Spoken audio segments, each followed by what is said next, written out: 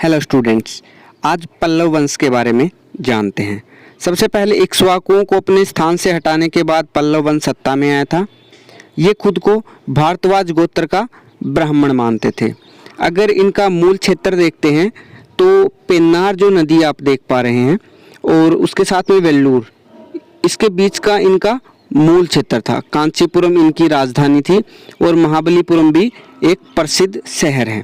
इसके बीच का जो क्षेत्र था उसको तांडई मंडलम कहा जाता था। इस वंश के जो प्रमुख शासक हुए हैं सिंह विष्णु, जिसने 575 से 600 ईस्वी तक शासन किया।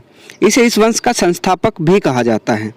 लेकिन ऐसा नहीं है कि अगर ये संस्थापक थे तो सबसे पहले शासक इस वंश के यही थे। इससे पहले सिंहवर्मन इसके पिता थे, वो भी इसी वंश के शासक थे।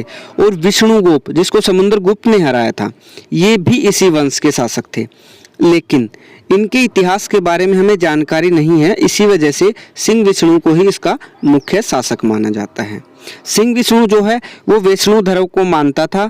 मामल्लपुरम में आदिवराह गुहा मंदिर का निर्माण करवाया।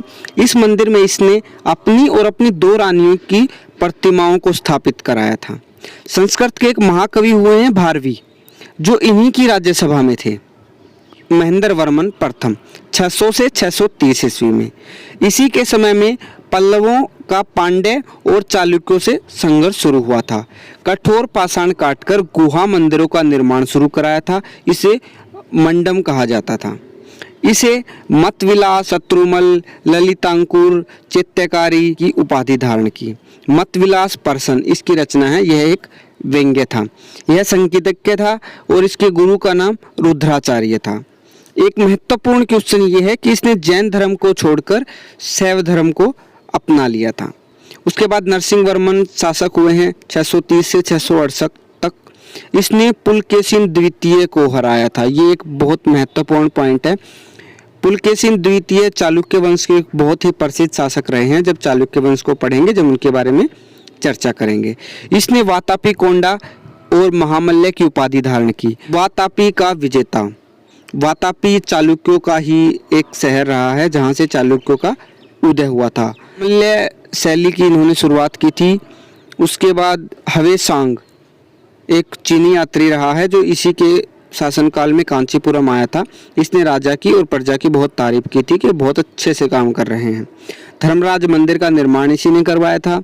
इसने रथों का निर्माण करवाया। रथ ये मंदिर है, इसमें द्रौपदी का जो मंदिर है वो एक इमारत है। जो इन्होंने महामल्लपुरम जो नगर बसाया था उसको बाद में महाबलीपुरम के नाम से जाना जाता है। इसके बाद एक शासक हुए परमेश्वर वर्मन प्रथम, जिसने 670 से 695 में शासन किया। इसने मामल्लपुरम में गणेश मंदिर बनवाया। यह शैव धर्म को मानते थे। इसने एक मल्ल, लोकादित्य और गुणभाजन की उपाधि धारण की थी। उसके बाद जो अगले शासक हुए नरसिंह वर्मन द्वितीय 695 से 720 के बीच में। कांचीपुरम का कैलाश मंदिर बनवाया। तटीय मंदिर, राजेश्वर मंदिर तथा एतेश्वर मंदिर का इन्होंने निर्माण करवाया था।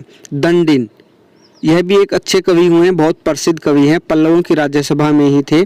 इसने 10 कुमार चरित की रचना की थी।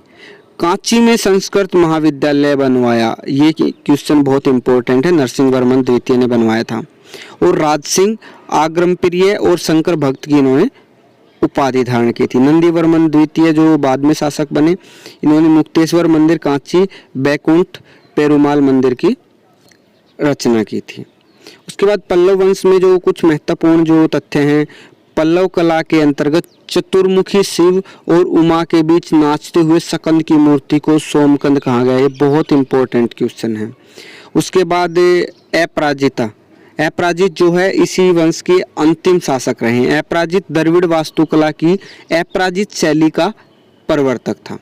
चोल शासक आदित्य प्रथम ने 9वीं शताब्दी के अंत में अपराजित की हत्या कर पल्लव वंश का अंत कर दिया। द्रविड़ शैली में बना उत्तर भारत का एकमात्र मंदिर तेली का मंदिर, ग्वालियर।